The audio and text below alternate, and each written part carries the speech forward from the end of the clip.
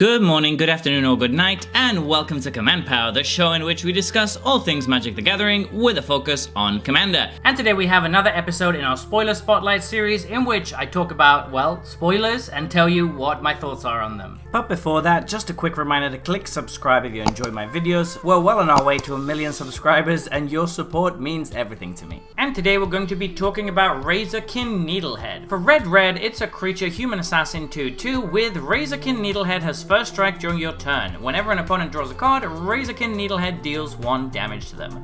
Pretty simple, pretty straightforward red card. Obviously a great aggro card if you're playing standard or anything like that. This is going to be a pain to deal with for your opponents. Also notable is that it has the creature type assassin. That's going to make it very relevant when you're putting it in Assassin's Creed decks, and there's a lot of cards that want to be playing assassins these days. So this is going to synergize very well with that kind of stuff in Commander. And yes, I said in Commander, because even though this looks like a 60 card format kind of card, it's actually, I think, surprisingly good in Commander in many different situations. First off, it's still a decent aggressive card. If you get it down early, it can still chip in for some damage, particularly if you find a way to buff its power. The art as well looks so Rakdos. I really like that it's got this kind of mad clown vibe to it, and it is really creepy and disturbing. But what makes it particularly good, of course, is that second ability, the one that's going to punish your opponents for drawing cards. Now, that is obviously going to be fantastic in older formats, as we've mentioned. In something like Modern Burn, which hasn't really been a thing for a while, but could be again if it gets enough support, this could be a very strong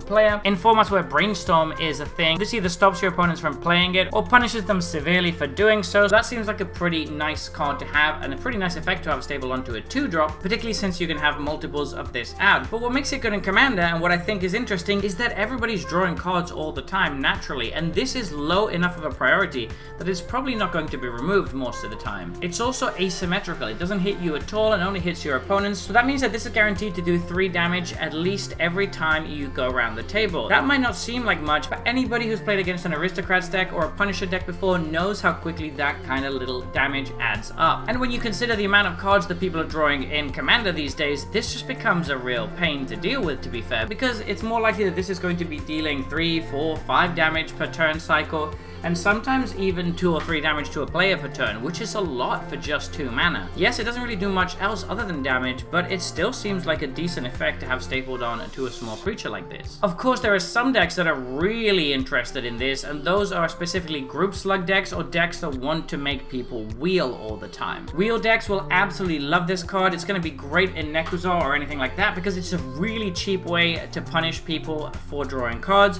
Usually the kind of effects that punish people for drawing cost 3 to 4 mana. This coming in at 2 is one of the cheapest we've ever had, and it makes it really annoying because your opponents are either going to have to end up using removal on this or just taking a bunch of damage, and it's not really where you want to be in Commander, having to use a removal spell on a 2-drop, particularly one that isn't really doing anything much to affect the board other than just affecting your life total. So I think it's a much stronger card than it might look like at first glance, and it's definitely going to see play in Commander, even if it's just in niche decks that force people to draw cards. But I think that it's actually got potential to see play in a wider array of red decks as well. For example, red decks that might want to be dealing damage to your opponents and doing stuff based on the amount of damage you've dealt. This just seems like it has a lot of applications, and I'm really excited about this card. So there you have it. Those have been my thoughts on this new spoiler. What do you think though? Do you disagree with me, or do you think I got it right? Let me know in the comment section below. I always make sure to read all of your comments. And if you enjoyed this video, don't forget to click like or subscribe. It really helps the channel. And until next time, take care.